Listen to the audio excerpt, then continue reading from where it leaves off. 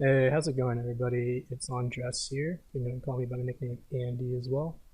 And today I'll be doing a little bit of a starting off a series. I used to go over Dueling book replays quite a bit before when I did my Beating the Meta series over the summer. I just had been a little bit busy these last few months, with me getting into a car crash, me being sick for about a month or so. That's also one of the reasons why I just haven't been streaming on Twitch lately, just because of like school and all the stuff that happened over the past few months. But hopefully for the new year, just uploading a little bit more. And this is one of the things that I kind of want to get started on my channel, which is going over Dueling book replays.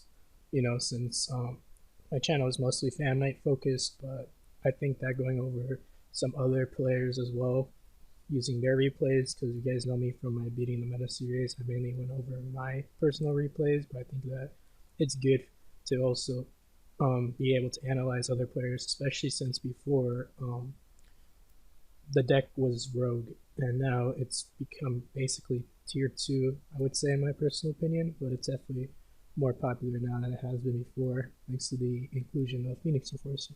But let's go ahead and get this replay started. We got Franco Persano versus Thief Cannot Be Frozen, 1571 rating versus 1208, so fairly high rated Dueling book rating right here.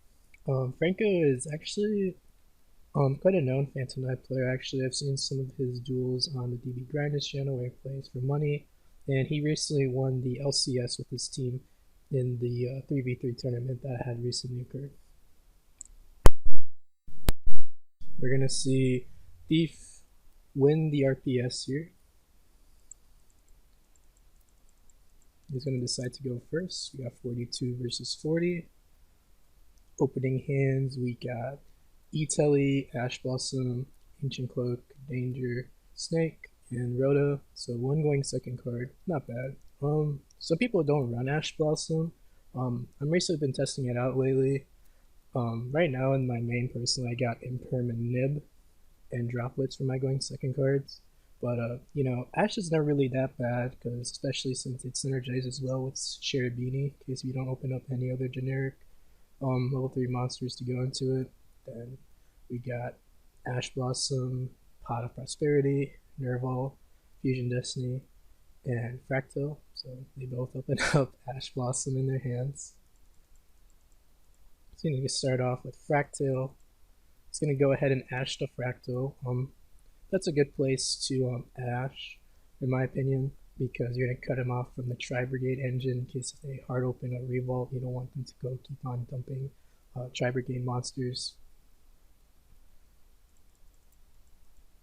He's going to go ahead and go for a Pot of Prosperity here for 3. Oh no, for 6, sorry.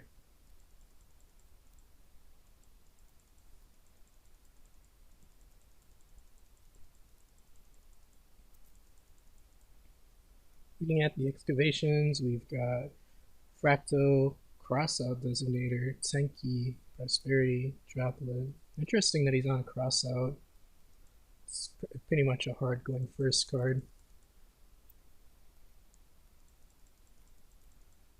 Looks like he wants to take the Tenki here.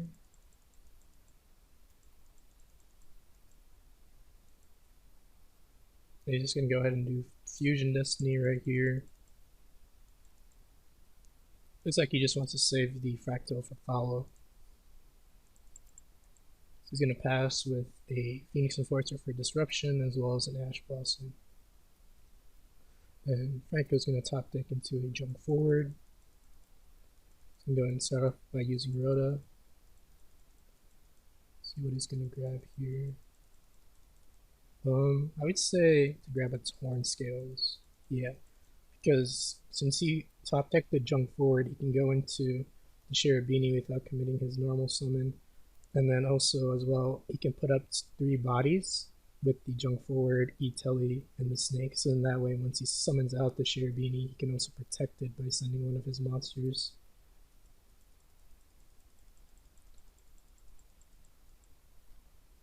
Okay, so it looks like he wants to special summon out Junk Forward, and then try to bait out the Phoenix Enforcer disruption by normal sending out Torn Skills.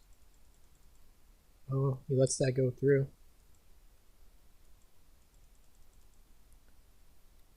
What he can also do is that he can also activate E-Telly in response to the Phoenix Enforcer trying to pop the Share Beanie, and the Share Beanie can just go and send the E-Telly mid-chain for cost. Well, not exactly for cost, but for effects.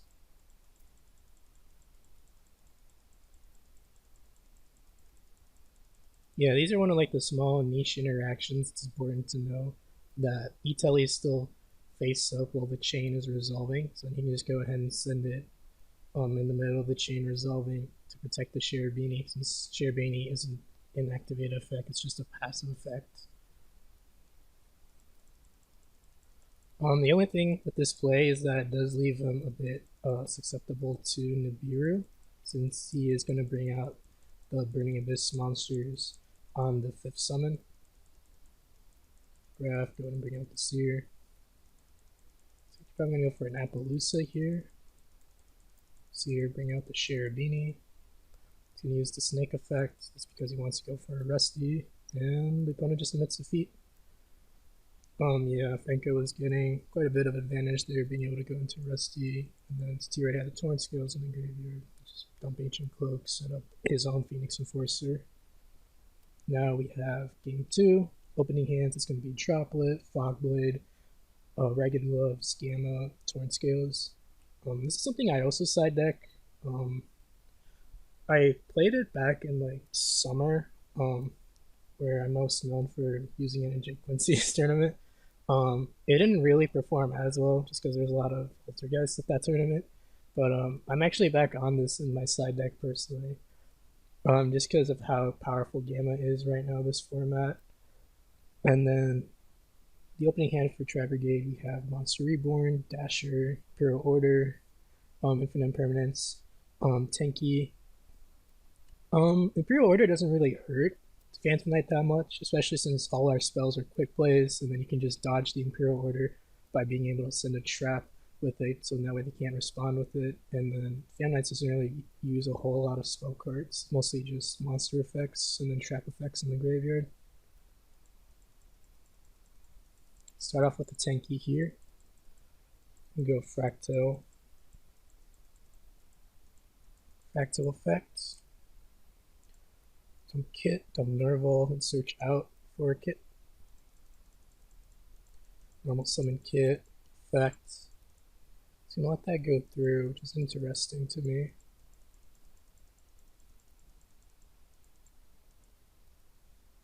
It's going to turn the Farigite and the Kit into a Verte Anaconda.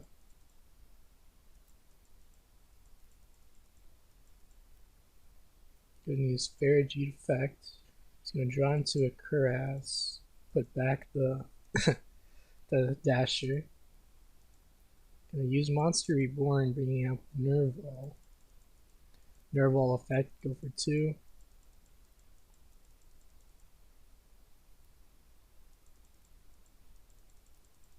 Yep, and then now Franco's going to use Gamma. He wanted to play around him having the potential extender in hand instead of just negating the Fractal right away.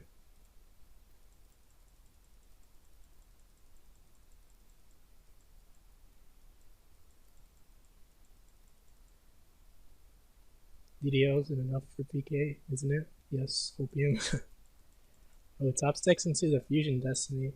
That would be good most of the time, but unfortunately, a lot of opponents are going to start main decking Anti-Spell and Imperial Order against you, just because it does turn off your hard activated Fusion Destiny. Is what I've seen quite a bit from people this format.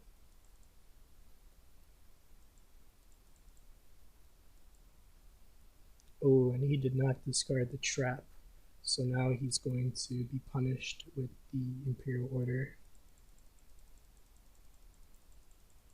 Granted, you know, Imperial Order is a one-up, so I mean, you don't always have the read that they might have in a hand. You can go for gloves. Dump the Stained Underwear effect, bring out the Torn Scales. And then use Torn Scales effect, pitching the Fog Blades, met with an Imperm. Yeah, he just didn't have enough extenders at that point. So moving on to game 3. Okay, opening hands, we have Fusion Destiny, Torn Scales, Boots, Wings, Graph. So pretty much full combo here. No side deck hate though, unfortunately. And then we have the Rescue Cat, Veiler, Kuraz, Fusion Destiny, and the Ash Blossom. So opens up a starter plus 2 going second cards, so that's pretty strong. This start off with normal summon Torn Scales, special summon with Boots. I'm going to share Beanie. Let's see here. Alright, so it looks like he wants to go for the play that unbricks your Graph and Seer from hand.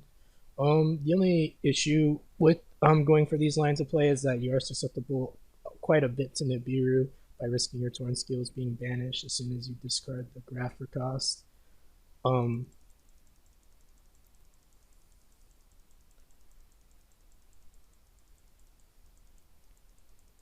It's like he was thinking about possibly ashing right there. Just gonna go grab the Stained Underwear since he already special summoned Boots this turn. He's gonna special summon it in the zone share Beanie points 2 to play around potentially a Gamma. It's gonna use Torn Scales effect, discarding Graph for cost. Gonna dump a Ragged Gloves. Right. Yeah, Ragged Gloves isn't fine. The thing I like about when you unbrick the Graph is that Torn Scales is going to be your 4th summon, so your opponent can't Nibiru you yet. So you can go ahead and dump another Phantom Knight name, so where in case if when you special summon out the Seer and they nib you on that summon, you can still dump a Torn Scales into the graveyard to get it back into rotation. Seer is a little bit harder to unbrick since you play more harder into Nibiru since you have to wait until the Rusty is on field to unbrick it by using the Share Beanie as link fodder to go into that same Rusty. I'm going to go for a Levy Air play here.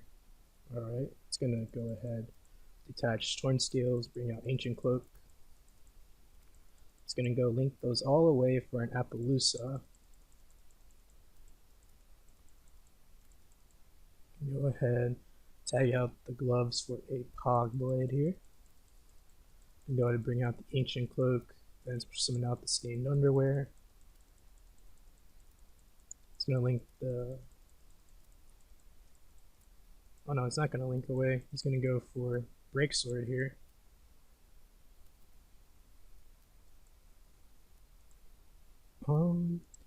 Yeah, I guess that makes sense because he already used Levier this turn, and then he already brought out the Torn Scales via its own effect from the graveyard.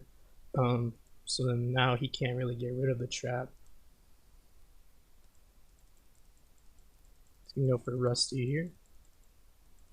Go ahead, Ash Rusty, Appaloosa negate. Chain effect Veiler to negate the Appaloosa. So then search out a Pog Blade with the Boots. Activates the Heart Open, Fusion Destiny.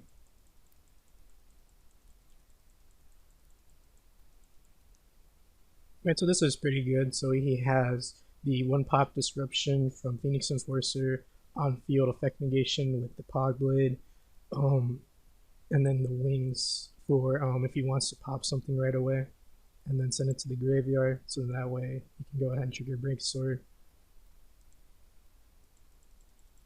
So not bad. Even through 2 generic hand traps, he was able to still establish a Rusty Pop, Fog Blade, and the Phoenix Enforcer for non-targeting pop. You can go for Rescue Cat here. It's going to pop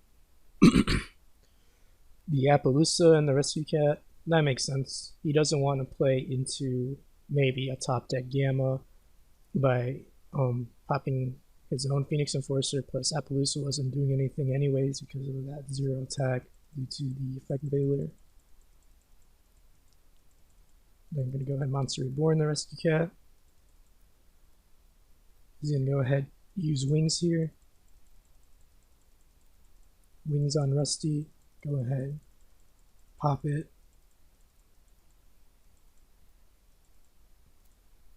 And then he's just going to admit defeat because he realizes that even if he brings out his own Phoenix Enforcer, right? He has the Flock Blade to hold on to, so he just let his rest of your break sword from being beaten over, and then he just has enough follow up with the Ancient Cloak in Graveyard, the Torn Scales in rotation, Celestial follow up for the Pot of Greed. So he just realizes that he can't win right there. Um, that was an interesting duel, to say the least.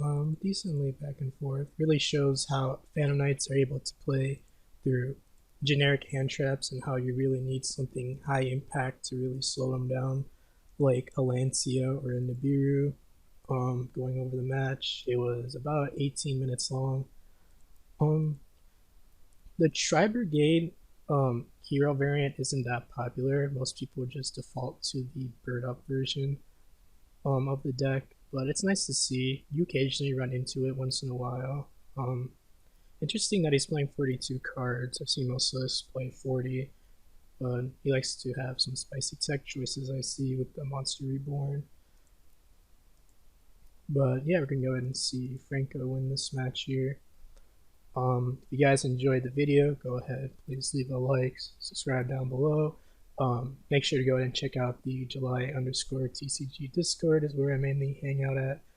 I'd like to go ahead and do some playtesting on there, and then you guys can also do some playtesting as well. A lot of people there like to play remote duels casually, playtesting, stuff like that. Really nice place to hang out in my personal opinion. But yeah, with that being said, hope you guys enjoyed the duel.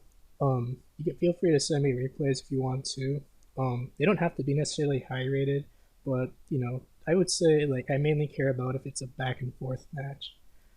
Just because you're high rated just means that you play a lot of dueling book, though. That doesn't necessarily mean that like someone who's low rated or has 0 rating, doesn't have a good chance at beating you. It's probably just maybe because all they do is remote duel and they just don't play dueling book at all. But yeah, that being said, hope you guys have a nice day. Peace.